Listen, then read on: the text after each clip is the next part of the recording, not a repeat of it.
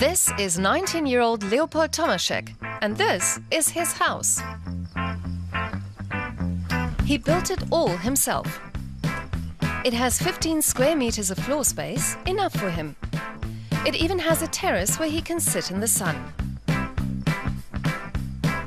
Leopold Tomaszek likes it this way. His tiny house is parked in the small town of Hitzacker, Lower Saxony. I think one of the best parts about living in a tiny house is being close to nature. For instance, I can feel it when a strong wind blows outside or rain patters on the roof. His tiny house is 2 meters 50 wide and 6 meters 30 long. It's equipped with underfloor heating and a good-sized stove in the kitchen. Leopold Tomaszek likes to cook and lounge on the little sofa in the living room. There's even room for his piano.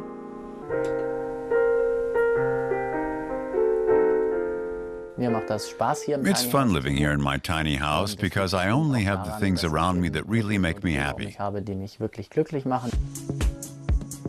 He was 17 when he designed his tiny house. He got the idea from a school homework assignment. But Leopold Tomaszek wasn't satisfied with looking at the theory and leaving it at that. He wanted to build the house. He started planning it in December 2015.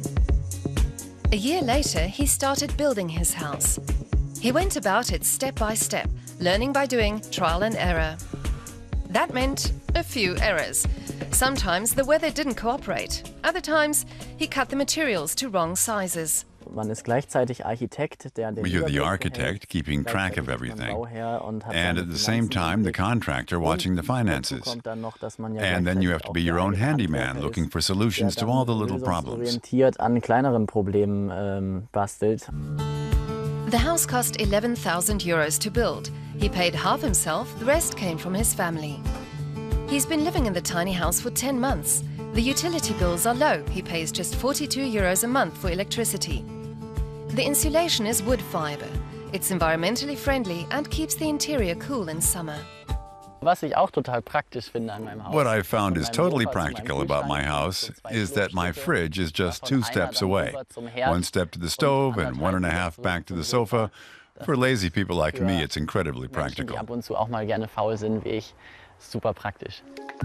The tiny house concept originated in the United States. Nearly a century ago, people started building little houses on wheels to be more mobile.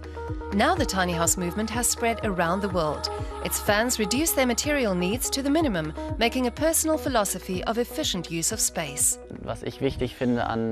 What I see as beneficial about the tiny house movement is that it creates a general awareness for the issues that are behind it, those being sustainability, ecology, healthier consumer habits, minimalism, etc. Now he's finished school and started his own company. Leopold Tomaszek passes on his experiences with his tiny house to paying clients the world over. And he's got commissions for more houses like his. Occasionally, clients or neighbors drop in for some advice in person. Egon Mayhofer has plans to build his own tiny house. I think it's great that people can do this who've never had anything to do with it before. It's just pure enthusiasm. To put a little house like this somewhere, maybe even in my own yard, it sounds like a lot of fun to me. The fascination of these tiny houses and of the community behind them is something that runs through all segments of society. There are just as many young people interested in them as older people, and rich and poor. And I think that's really fascinating, and quite surprising too. It's an opportunity to bring about alternative forms of living, like this tiny house. The fascination of living in a tiny house may lie in its freedom and independence. Soon, Leopold Tomaszek will set off to see the world. He might rent his house to tourists or just take it along with him.